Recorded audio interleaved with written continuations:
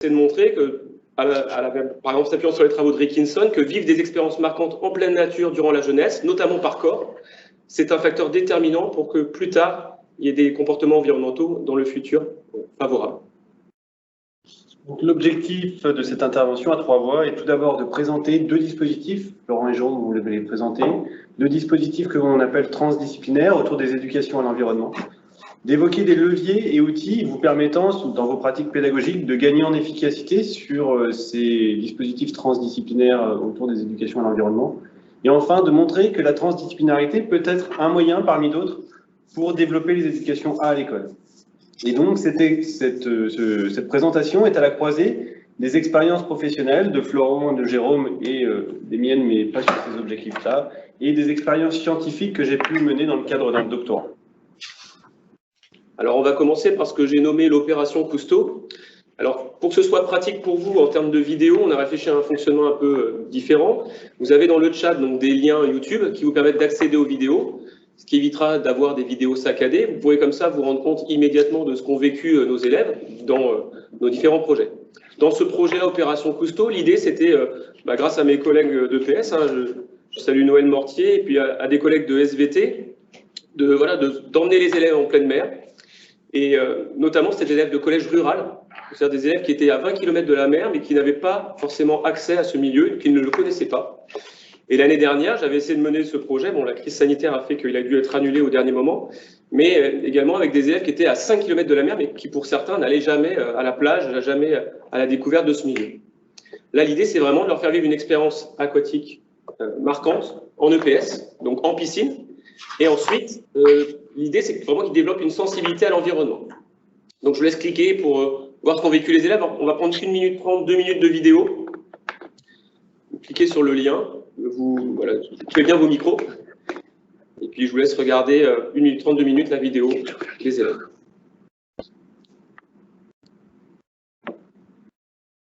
Donc, on est à Saint-Quay-Portrieux, dans les Côtes d'Armor. On embarque pour à peu près 10-15 minutes de traversée. On arrive ce qu'on appelle aux îles Saint-Quay, qui à marée basse, ont la particularité de pouvoir nous accueillir et de pouvoir voir de la faune et de la flore, des algues, des poissons, des crustacés. Et l'idée, c'est suite à une expérience en piscine, c'est de pouvoir permettre aux élèves de vraiment comprendre ce que le commandant Cousteau appelait le monde du silence, c'est ce qui se passe sous l'eau. Donc effectivement, il y a une expérience sensible, parce que l'eau, elle est trouble, il y a quelques courants, il y a des vagues, elle est sombre à certains moments, où là, on voit que le ciel est un peu dégagé, mais là, extrêmement dégagé. Et puis, c'est une expérience aussi collective, marquante, émotionnelle, parce qu'on est à plusieurs, on peut partager. Si on écoute les élèves, là, vous allez pouvoir écouter ce qu'ils se disent.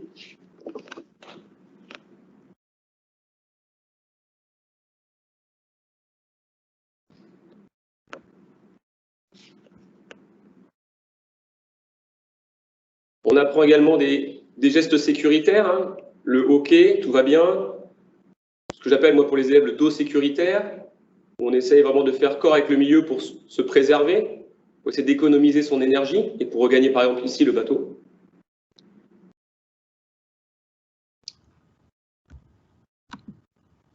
Voilà, moi, je pense que vous pouvez couper là. À la suite de la vidéo, vous pourrez regarder tranquillement ensuite si vous le souhaitez. C'était pour que vous compreniez bien.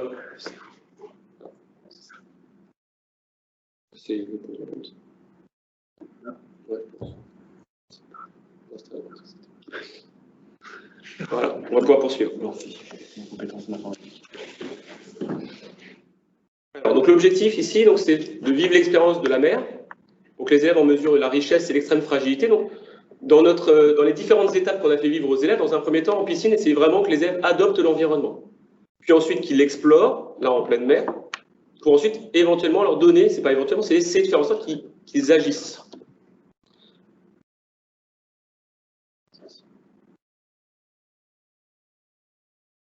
Donc là, on voit les élèves à la piscine, ils sont dans un milieu qui essaie tant bien que mal de ressembler à ce qu'on peut rencontrer en termes d'expérience en pleine mer. J'ai supprimé toutes les lignes d'eau. Je les amène à fonctionner en palanquet, c'est-à-dire en petits groupes de plongeurs, avec ce que j'appelle pour les élèves la nage en binôme. Ils se suivent, se surveillent.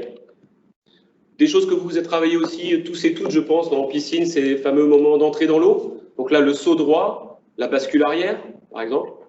Et toute cette expérience, là où les élèves ont énormément de liberté pour agir, pour explorer, pour ressentir le milieu aquatique, ça leur permet derrière, Nicolas peut-être sera content, de reconnecter leurs expériences en pleine nature. En tout cas, on essaye de faire en sorte que l'expérience soit la plus proche possible, mais l'avantage de la pleine mer, c'est vraiment de ressentir une expérience émotionnelle beaucoup plus forte. Dans un deuxième temps, sensibiliser les élèves à leur environnement. Donc là, c'est dans la randonnée palmée, j'en ai déjà un petit peu parlé. Ici, le travail qu'ont mené les élèves, c'est vraiment un travail d'observation, d'exploration. On a eu la chance d'être accompagné par une association qui s'appelle Armor Plongée, qui a ouvert justement pour le loisir la randonnée palmée à des adultes, à des enfants. Et ce que j'ai trouvé très intéressant, c'est qu'ils allaient chercher voilà, les araignées, les coquilles Saint-Jacques, les oursins, et vraiment les élèves en direct repérer les différentes espèces dans leur milieu de vie.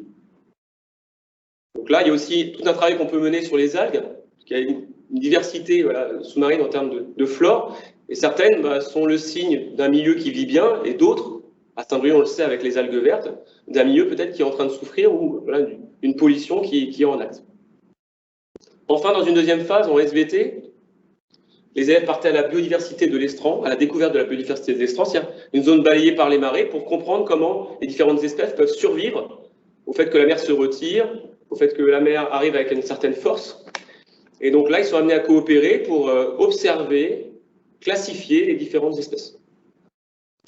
Dans une dernière phase, on a essayé de faire en sorte que les élèves agissent. Et ça, je pense que c'est encore un travail qui est à mener. Et pour agir, c'est déjà utiliser ce qui existe dans notre région, les aires marines éducatives. Je crois qu'on veut faire une aire marine éducative régionale dans notre territoire. Et on est entouré de côtes. Chaque département a une entrée sur la mer. Donc ça, c'est un point positif, mais il faut pouvoir s'en servir.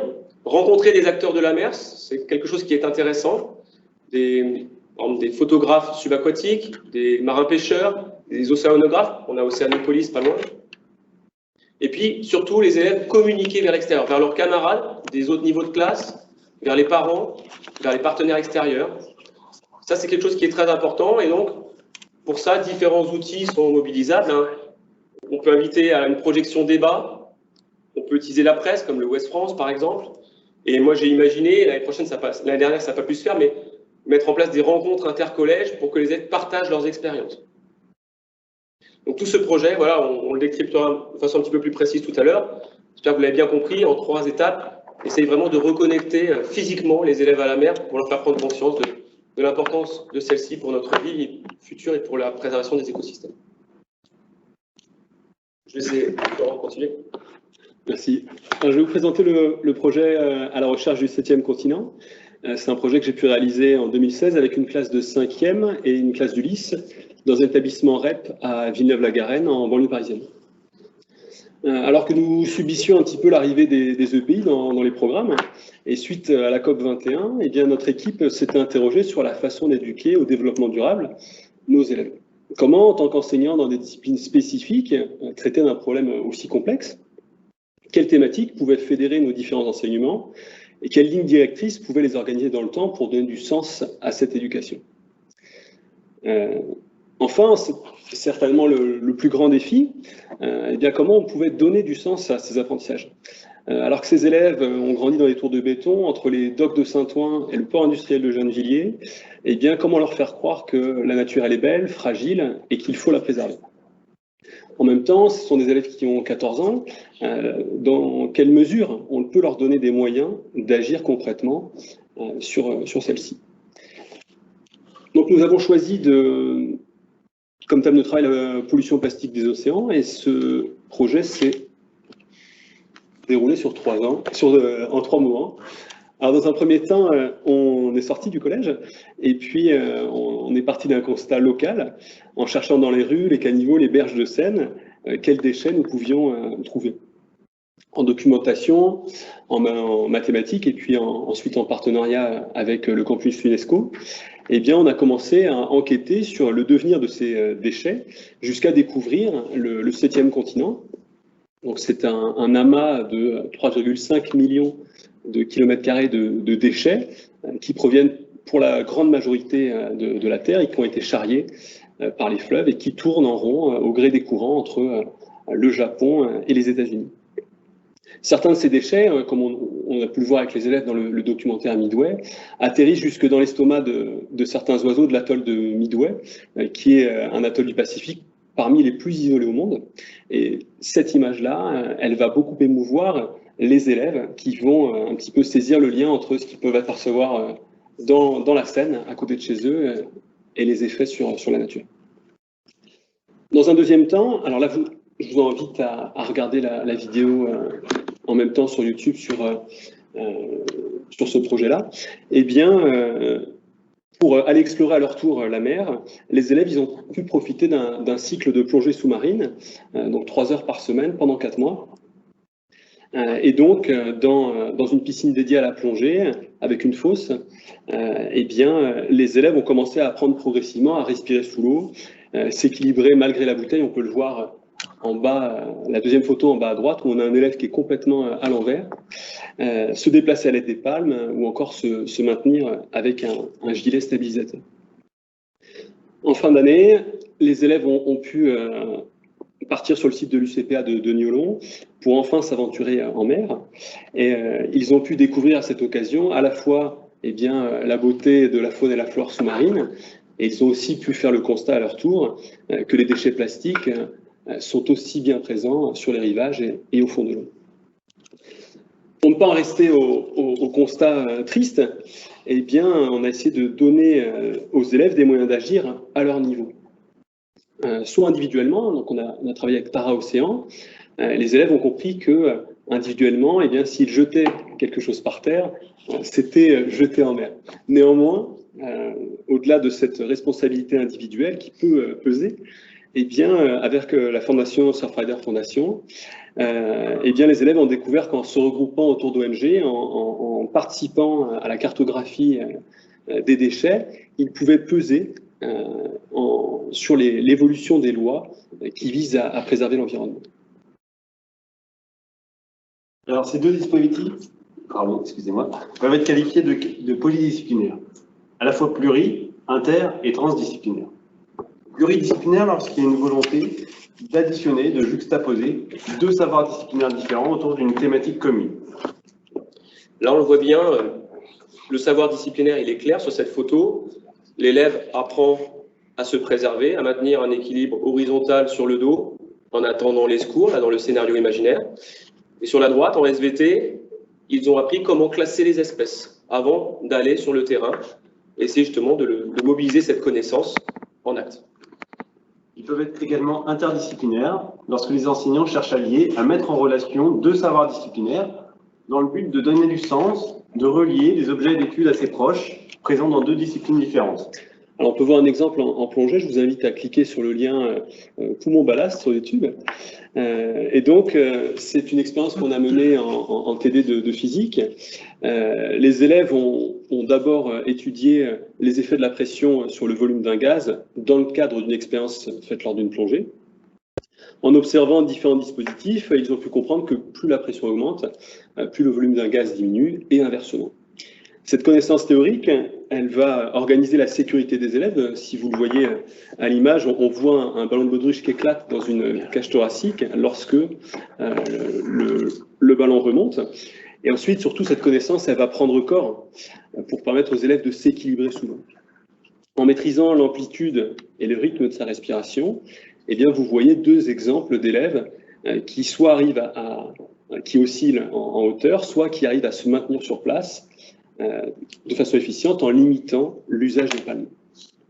Et par moment, ces dispositifs vont être transdisciplinaires. Alors vraiment, dans cette intervention, on va se focaliser sur ce croisement disciplinaire-là, qui est une planification de savoirs transversaux, donc ni spécifiques, ni complètement à travers et au-delà de toutes les disciplines scolaires, mais qui vise à éduquer et c'est ce qui nous intéresse ici, à éduquer l'environnement autour d'une thématique éducative générale.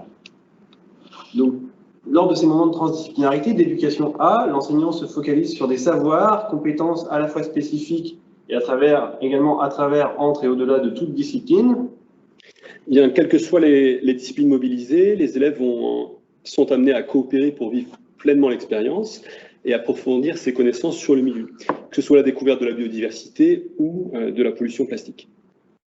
Se focalise l'enseignant à ce moment-là sur deux choses. La résolution de problématiques sociétales, environnementales sur le long terme, et sur l'éducation du futur citoyen sur des problématiques complexes telles que peuvent être les éducations à l'environnement. Lorsque les élèves ont par exemple collecté des déchets, ils vont alimenter une base de données de la Fondation Surfrider qui répertorie le type de déchets, les quantités retrouvées.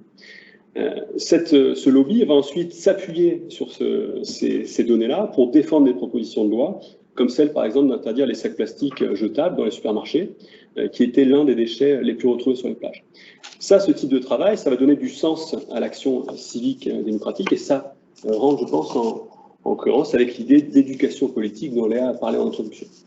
Et donc, contrairement aux moments de pluri ou d'interdisciplinarité qui visent d'autres finalités éducatives, lors des moments de transdisciplinarité, on est vraiment sur les éducations et ici, les éducations à l'environnement.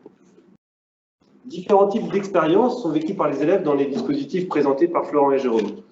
Deux grands types d'expériences, disciplinaires et transdisciplinaires. On va commencer ici par les expériences disciplinaires vécues par les élèves. Donc en EPS, des expériences du corps sur le corps pour le corps, qui émanent fréquemment d'une transposition d'expériences corporelles, sportives ou artistiques vécues par les élèves dans la société. Alors là, on a pris quelques exemples. Les deux premières photos, je vous en ai déjà parlé, donc on va parler de la troisième photo.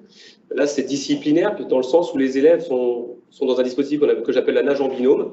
C'est-à-dire qu'ils sont amenés à se suivre, à le discuter entre eux, pour se transformer sur le plan de la motricité. Donc là, ils ont choisi la nage sur le dos, les bras aux oreilles, en essayant d'être le plus allongé possible. Et on a vu que si vous avez regardé la vidéo, que cette nage-là a été utilisée par un des élèves quand il a fallu revenir au bateau. Là, c'est clairement une expérience disciplinaire, réinvestissable en pleine mer. D'autres d'expériences disciplinaires ici, palmer de manière efficace. Effectivement, c'est clairement disciplinaire. Là, les palmes sont des amplificateurs d'expérience. Elles permettent aux élèves de comprendre, de ressentir la souplesse de cheville, par exemple. Également, apprendre à utiliser un tuba, un masque, apprendre à le vider. Ça, c'est des choses que les élèves ont vécues avant la randonnée palmée en petit bassin, dans un scénario imaginaire aussi où ils devaient éviter les rochers, passer entre les algues. Mais là, concrètement, c'est disciplinaire parce qu'on mobilise quelque chose sur le plan moteur. Et enfin, la dernière image, s'immerger de différentes manières pour essayer de gagner en efficacité, mais surtout en efficience, en faisant corps avec le milieu, là, à travers une technique qui s'appelle le phoque ou le plongeon canard. Les élèves apprennent à transformer leur motricité de manière concrète. Donc, si les expériences des élèves sont nécessairement disciplinaires dans un dispositif qualifié de polydisciplinaire, elles sont également transdisciplinaires. Et ici, elles sont, comme on l'a présenté tout à l'heure, au niveau des savoirs, entrent à travers et au-delà des disciplines traditionnelles dans le système éducatif français. Et elles facilitent donc, comme va vous le présenter Florent, l'atteinte d'objectifs éducatifs généraux. Lorsque les élèves vont passer de la piscine à la pleine mer, eh bien, ça va générer des émotions fortes. Il y a beaucoup de choses nouvelles qui arrivent. La combinaison qui les comprime, l'eau froide, la houle, une visibilité très réduite. Et tout ça, ça va amener un peu de stress et d'anxiété. La particularité aussi, c'est que les élèves en pleine mer ou sous l'eau, eh bien, ils n'ont pas la possibilité de s'extraire immédiatement en cas de stress trop important ou en cas de problème. Ils ne peuvent pas se raccrocher au bord du bassin ou à la ligne d'eau. Et ça va forcément augmenter la mesure de ces émotions. Tous les élèves, ils vont vivre et partager ces émotions au sortir de l'eau, avec les enseignants, avec tous ceux qui les accompagnent. Et le fait de les surmonter, ça va leur permettre d'en vivre des plus positives en découvrant le milieu sous-marin. On fait le pari que ces émotions fortes, elles laissent des traces indélébiles qui vont permettre d'ancrer durablement ces savoirs et ces valeurs éco-citoyennes dans le temps. Alors on peut les mesurer, pas de façon extrêmement scientifique comme a pu le faire Nicolas Terré tout à l'heure, mais on peut utiliser un outil comme Pronote pour avoir accès un peu au ressenti des élèves, à travers aussi le ressenti des parents. Et donc une question très bête, quel est le plaisir ressenti dans cette randonnée palmée? Bon, on voit sur le gris et sur le orange que 90% des élèves, plus de 90% des élèves ressentent du plaisir à cette sortie. Maintenant, il faut aller chercher un petit peu plus loin. Pourquoi cette sortie a plu? Quels sont les éléments marquants que retiennent les élèves et les parents? Alors, il y a des choses assez anecdotiques, hein, comme par exemple, voilà, le repas était bon, le bateau c'était sympa et la journée était agréable et ensoleillée. Mais si on creuse un petit peu plus, il y a notamment en gris, on a découvert de nouvelles espèces qu'on ne connaissait pas. Donc là, le collègue de SBT se dit, bah, finalement, c'est important, cet élément-là, je vais peut-être raccrocher ça au prochain cours que je vais faire avec eux. Et ils nous disent également, pour 47%, découvrir la richesse des fonds marins. Et là, c'est dans le cadre de la randonnée palmée, ils ont découvert, voilà, peut-être, ils ont commencé à comprendre les interactions qu'il y avait dans le milieu entre ces différents organismes de vie. Et puis, les parents aussi peuvent contribuer, à travers ce que leur disent leurs enfants, aussi à ce type de sondage. Alors, on peut aussi se servir de cet outil pour améliorer les dispositifs, peut-être les rendre pérennes et cohérents. Quels sont les points à améliorer? Alors, à part des éléments factuels comme la combinaison, améliorer la combinaison, bon là, voilà. La météo et qu'il y ait moins d'algues, ça c'est les élèves qui vous le disent. Par contre, ils nous disent plonger en bouteille, donc ça fait une transition avec le projet qu'a mené Florent, par exemple, que certains d'entre vous ont peut-être déjà mené. Essayer d'avoir un parcours de formation qui traverse le collège et le lycée, où il y a une cohérence dans ce que va vivre l'élève, ça peut être déjà un outil assez intéressant. Passer plus de temps dans l'eau. Effectivement, la frustration, le bonheur qu'on a eu de vivre ces moments-là, Noël, Mickaël et Louis, avec les élèves, et puis que ce soit éphémère, ça c'est un certain contraste. Donc faire en sorte qu'on puisse vivre assez régulièrement ces randonnées palmées, ça pourrait être intéressant. Et puis, qu'est-ce que tu veux ajouter d'autre? Alors, à part rien, le refaire chaque année, bon, ça demande, c'est un obstacle, ça, sur le plan financier organisationnel. Par contre, avoir plus de temps et de liberté, ça c'est peut-être une question qu'on devrait se poser. Comment, dans les projets pleine nature, les élèves pourraient avoir plus de liberté, plus de temps? Il y a certains collègues parmi vous qui mènent des projets en pleine nature, de randonnée, voient de quoi je parle, c'est comment on peut les rendre plus acteurs. Et puis, faire une randonnée côtière. Donc, effectivement, les élèves ont pensé à ça, ou à faire une randonnée sur le littoral, qui pourrait amener peut-être à s'impliquer dans les aires terrestres éducatives, à comprendre maintenant comment ça se passe sur Terre. Effectivement, le lien mer et terre là, pourrait être intéressant dans ce cadre-là.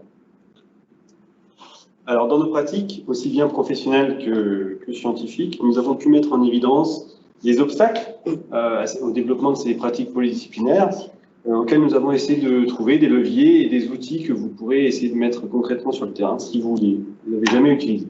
Le premier obstacle que nous avons identifié est d'ordre organisationnel, avec une école disciplinaire depuis la fin du 19e siècle. Il n'est pas toujours facile de mettre en place des projets transdisciplinaires dans les écoles. 3 leviers nous semblent très importants ici pour l'enseignant. Le premier, c'est de s'appuyer sur des dispositifs institutionnels existants, tels que les EPI, avec leurs points positifs et négatifs, les parcours éducatifs ou les programmes prévention santé et environnement au lycée. L'enseignant peut également s'appuyer sur des dispositifs existants dans son établissement, les intégrer, puis progressivement ce qu'on appelle les hybrider, c'est-à-dire en fonction des besoins des élèves, de ses envies et des finalités éducatives qu'ils visent, et les orienter vers de nouvelles directions. Et enfin, l'enseignant, pour dépasser cet obstacle, peut s'appuyer sur ce que j'appelle le potentiel polydisciplinaire de chaque discipline, c'est-à-dire, et notamment en EPS, mais pas que, la capacité de la discipline à s'intégrer, à pouvoir offrir le développement de certaines finalités éducatives dans les dispositifs polydisciplinaires. 3 outils nous semblent pertinents sur le terrain. L'enseignant peut déjà partir de ce qu'il sait faire, le disciplinaire, pour progressivement chercher des relations dialectiques, donc des allers-retours entre le disciplinaire, ce qu'il fait dans son emploi du temps disciplinaire chaque semaine, et les finalités transdisciplinaires qu'il vise. Proposer des aménagements, ici on va mettre la focale sur les aménagements temporels, c'est-à-dire maintenir son organisation disciplinaire, proposer des moments de transdisciplinarité sur des séquences d'enseignement longues. Effectivement, la transformation des attitudes nécessite un temps important, et donc des séquences d'enseignement sur l'année ou sur le cycle, comme a pu l'évoquer Florent. Et enfin, un partage équitable des tâches pour éviter toute surcharge, en plus du disciplinaire. Alors, un autre obstacle important, avant de pouvoir proposer de s'aventurer en mer, c'est une administration que l'on pourrait qualifier de parfois de frileuse. En effet, lorsqu'on va présenter un projet de voyage et d'activité un petit peu extraordinaire au conseil d'administration, eh bien, ça va susciter l'engouement de nombreux acteurs. Néanmoins, il va absolument falloir convaincre le chef d'établissement de l'absence de tout risque objectif dans une pratique où le milieu est incertain et dans lesquels, lorsqu'il y a un accident, eh bien, c'est dramatique. Pour l'anecdote, lorsque la plongée sous-marine, c'était l'aboutissement de 3 ans de classe APPN, lors du premier voyage, on avait commencé par faire du surf. Eh bien, le chef, nous étions en Gironde sur la base de l'UCPA de Bombane, nous avait demandé pourquoi, pour éviter le risque des baïnes, pourquoi nous ne faisons pas surf dans le lac. Ce qui était compliqué pour la pratique, mais ce qui garantissait effectivement aucun risque objectif. Une fois que la confiance s'est établie entre la direction et l'équipe qui a mené ce projet, on a pu passer au catamaran, puis enfin à la plongée sous-marine. Le fait de proposer des activités et des projets ambitieux, originaux, eh bien, ça va permettre de faire rayonner l'établissement. L'ouverture sur l'extérieur, par exemple, c'est souvent un des axes que l'on retrouve dans les projets, et l'obtention des labels Éco-Collège ou Réseau UNESCO ou E3D, eh bien, ça va permettre de promouvoir l'ensemble de l'établissement et de la dynamique de ses équipes dans son ensemble, et pas uniquement autour des professeurs et du projet qui a été réalisé par un nombre d'élèves quand même assez réduit. Ensuite, il y a un autre acteur à convaincre, c'est le gestionnaire. Il faut garantir à celui-ci un budget qui soit équilibré, réaliste, tout en proposant un échéancier de paiement cohérent pour les familles et leurs moyens. Ce qu'il est possible de faire, c'est d'essayer d'ajuster les échéances et le paiement des prestataires au fur et à mesure de l'avancée du projet. Très concrètement, on va demander aux familles un chèque qui va permettre de donner un acompte auprès du prestataire, le centre de plongée, un deuxième qui va permettre de payer le paiement, et enfin un troisième qui va permettre de compléter le financement de l'ensemble du voyage. Il faut aussi essayer de diminuer les coûts, et ça, alors j'espère que dans la troisième partie de ce colloque, on découvrira de nouveaux moyens et de nouveaux partenaires, mais il est possible de faire, en tout cas à l'époque, appel à des partenaires institutionnels ou non. Par exemple, après étude du projet dans son ensemble, et notamment sur la dimension à l'éducation et au développement durable, eh bien, le conseil départemental avait financé l'ensemble du cycle de plongée en fosse, les déplacements, les installations et l'encadrement. Troisième obstacle qu'on a identifié au développement des pratiques polydisciplinaires est lié à un manque d'expérience dans ces dispositifs face à une formation extrêmement disciplinaire de chaque enseignant. Et donc nous voyons 3 leviers ici. D'une part, une formation initiale et continue sur ces perspectives transdisciplinaires, comme on peut le faire ici. Une possibilité des enseignants de s'engager avec des collègues avec lesquels ils ont des affinités, une confiance mutuelle, aussi bien professionnelle que personnelle, et des collègues motivés. De nombreuses études ont montré vraiment, suite aux EPI, que des EPI menés uniquement par l'imposition n'aboutissaient pas à des apprentissages réels chez les élèves. Et enfin, les enseignants peuvent s'appuyer sur des fondations, des associations ou des collègues d'EPS d'autres établissements qui ont essayé déjà de mettre en place ces dispositifs transdisciplinaires et qui ont dépassé ces obstacles, qui ont relié des leviers et des outils. Sur le terrain, l'enseignant peut prendre confiance en lui dans ces dispositifs transdisciplinaires en coplanifiant ses compétences, avec d'autres enseignants d'EPS d'autres établissements, avec des enseignants d'autres disciplines dans son établissement. Il peut aménager d'un point de vue humain les séances, et là je pense à des moments de co-enseignement, donc pas forcément du co-enseignement sur l'ensemble de la séquence, mais par moment j'intègre le cours d'un collègue ou un collègue vient intégrer mon cours. Et enfin, il peut s'appuyer sur ce que proposent les fondations et les associations sur des kits pédagogiques dans l'optique d'être plus efficace dans ces pratiques pédagogiques. Le quatrième et dernier levier, obstacle et levier, l'obstacle qu'on a repéré, c'est la place du projet dans l'établissement. Tous ceux et celles qui sont derrière leur écran, là, qui essaient de mener ce type de projet, on pourrait repérer 3 grands moments. Le moment où on vous dit c'est récréatif, c'est-à-dire quand vous allez en Lozère avec vos élèves, on dit bah voilà, les profs partent en vacances. Le deuxième moment, c'est un projet qui est mené par quelques-uns et qui n'est pas connu des autres membres de l'équipe éducative. Certains le découvrent à la fin de l'année, qu'il y a eu un projet ambitieux qui s'est mené. Et puis le troisième obstacle aujourd'hui, c'est la concurrence entre les projets au regard d'un budget projet qui doit être partagé. Et je l'ai vécu l'année dernière dans mon établissement REP. Quand j'ai dit que je voulais faire de la randonnée palmée, la chef d'établissement a dit ok, bah, ce projet-là, on le met en tête de liste. Et les collègues qui étaient là depuis 15-20 ans, qui avaient des projets intéressants, bah, il n'y avait plus les moyens derrière. Donc on était en concurrence et là, bah, ça peut, voilà, on dit qu'il faut faire équipe, là ça peut poser de gros soucis. Alors quels sont les leviers? C'est pas magique, mais associer l'ensemble des partenaires, ça peut être un levier intéressant. Par exemple, faire en sorte que les dispositifs puissent faire contribuer toutes les disciplines. Là, nous, dans notre projet Opération Cousteau, c'était EPS et SVT, mais rien n'aurait pu être mené sans les assistants d'éducation. Rien n'aurait pu être mené, peut-être, si on veut mettre en place une exposition sans les collègues de français, par exemple, qui pourraient aider les élèves à écrire correctement et de façon lisible. En intégrant également les parents, qui, des fois, sont même force de proposition, ou sont également des outils, parce que certains, de par leur expérience professionnelle, peuvent vous permettre soit de financer, soit de donner du corps un peu à votre projet. Mais en tout cas, c'est en embarquant tout le monde dans cette dynamique collective qu'on va pouvoir faire en sorte que ce projet ne soit pas le projet du prof qui a eu l'idée, mais le projet de tout un établissement. Et puis aussi faire en sorte que cette expérience soit marquante et partagée. Alors, marquante, vous l'avez vu à travers la randonnée palmée, la notion d'épreuve, et que les élèves y retrouvent de la fierté, mais tous les élèves, pas seulement une classe, c'est souvent le cas dans les établissements, il y a une classe de 6e qui est la classe Opération Cousteau et les autres ne le vivent pas. Nous, on a eu la chance de pouvoir, et le chef d'établissement nous a permis de faire vivre ça à tous les élèves de 6e, et ça nous semble très intéressant. Et partager, comme on l'a vu tout à l'heure, à travers une journée marquante ou une exposition qui reste dans l'établissement, dans les couloirs, où finalement les élèves sont en attente de vivre ce moment parce qu'ils l'ont vu vivre par les autres élèves de l'établissement, notamment c'est ce qu'a fait Yves Lecause avec son film sur la danse. Et puis les derniers éléments d'outils, c'est l'évaluation polydisciplinaire, et c'est de mesurer l'impact de ces projets, est-ce qu'ils ont un intérêt encore dans cet établissement, faire en sorte qu'ils soient pérennes, c'est mesurer qu'ils aient de l'intérêt pour les élèves, que les élèves acquièrent des savoirs, donc des connaissances remobilisables, et puis également demander aussi aux enseignants et aux parents ce qu'ils en pensent. Et puis le dernier outil, moi, qui me semble fondamental, c'est les aires marines éducatives. Je me suis amusé à aller jeter un coup d'œil sur le site de l'académie et je me rends compte que les aires marines éducatives ont été accaparées par plutôt les écoles primaires.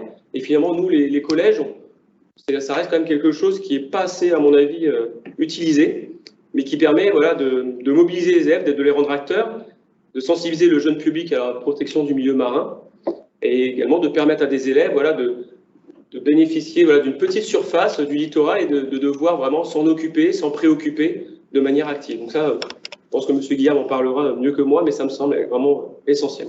Essentiel. Alors, en guise de première conclusion, on peut évoquer tout de suite que travailler en polydisciplinarité, ça ne s'improvise pas, ça se développe au fur et à mesure de sa carrière, je pense. Et des pistes sont à évoquer, à mon avis, en termes de formation des enseignants. Tout d'abord, une formation des enseignants qui tournerait autour d'une transmission de savoir, certes disciplinaire, mais également transdisciplinaire, comme on a essayé de le montrer ici, avec une certaine transposition didactique fonctionnelle, efficace, le plus possible sur le terrain. Ce qui n'est pas toujours le cas de nos jours, je trouve. Proposer également des outils, des leviers pédagogiques en fonction des finalités éducatives visées par les enseignants.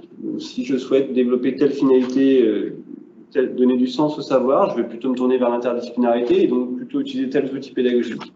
Si je souhaite éduquer à, je vais plutôt m'appuyer sur tels outils pédagogiques et tel levier. Et enfin, c'est ce qu'on a essayé de proposer lors de cette intervention, c'est des moments de formation qui alternent propositions pratiques professionnelles et théoriques plus scientifiques, de façon à donner des cordes et des pistes de propositions aux enseignants ou aux futurs enseignants. Alors avant d'échanger avec vous sur les différents aspects de ces projets, on voit qu'il y a de la part de l'institution la volonté de promouvoir la programmation dans les équipes d'EPS des activités du champ d'apprentissage 2. Néanmoins, ce sont moins des activités de pleine nature que des pratiques de pleine culture, si je reprends les propos de Linière. Lorsqu'on enseigne le sauvetage aquatique en piscine, l'escalade sur une structure artificielle ou la course d'orientation urbaine ou dans un gymnase, eh bien, il y a effectivement une distanciation avec la nature. En revanche, la pratique de ces activités-là, elle va permettre potentiellement de préparer un voyage ou une sortie, une aventure dans le milieu naturel, inconnu, incertain. Et ça a toute sa place dans notre programmation.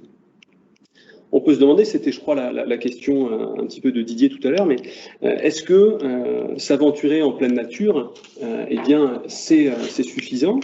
Michael Attali avait montré qu'il n'y a pas de valeur consubstantielle aux APSA. Les sports collectifs ne sont pas par essence socialisants, les sports de combat ne sont pas non plus par essence, ne permettent pas de développer le self-control. Eh bien, on peut penser qu'il ne suffit pas de mettre les élèves dans la nature pour qu'ils cherchent à la préserver, aussi belle soit-elle. Pour parvenir à comprendre mieux les mécanismes, les moyens d'action, d'interaction avec la nature, eh bien, il nous semble qu'un travail polydisciplinaire semble incontournable. Dans ce cadre-là, cette photo résume bien un petit peu nos propos. Sur cette photo, le plus dangereux prédateur de la planète, et à côté de lui, un grand requin nage paisiblement. On voit bien qu'il va falloir, vis-à-vis de nos élèves, changer leur regard sur le monde. Alors l'EPS, bon, ne va pas révolutionner le monde, elle ne va pas changer le monde. Ce serait bien trop ambitieux. Néanmoins, vous avez tous voilà, des compétences, notamment la capacité à faire équipe et à être organisé, à organiser des projets, soit disciplinaires ou polydisciplinaires. Et puis surtout, on a une spécificité qui est le corps, et Nicolas Terré l'a montré avec les esquimotages. Cette spécificité du corps voilà, vivant, du corps sensation, du corps émotion, ça c'est quelque chose de très très important. Faire en sorte que les élèves soient reconnectés physiquement à la nature, ça nous semble essentiel si on veut pouvoir espérer changer en tout cas durablement leur regard sur cette nature. Dans ce cadre-là, sensibiliser les élèves en et par l'EPS à la beauté et à la fragilité de nos écosystèmes, ça devient un objectif majeur. Et il nous semble que dans cette optique, l'enseignement des APPN, dans une logique disciplinaire mais aussi polydisciplinaire, peut contribuer à développer une conscience environnementale chez nos jeunes. Et peut-être afin qu'ils puissent agir individuellement et collectivement, peut-être demain. En tout cas, c'est l'espoir qu'on forme tous les trois. Et on vous remercie pour votre écoute attentive.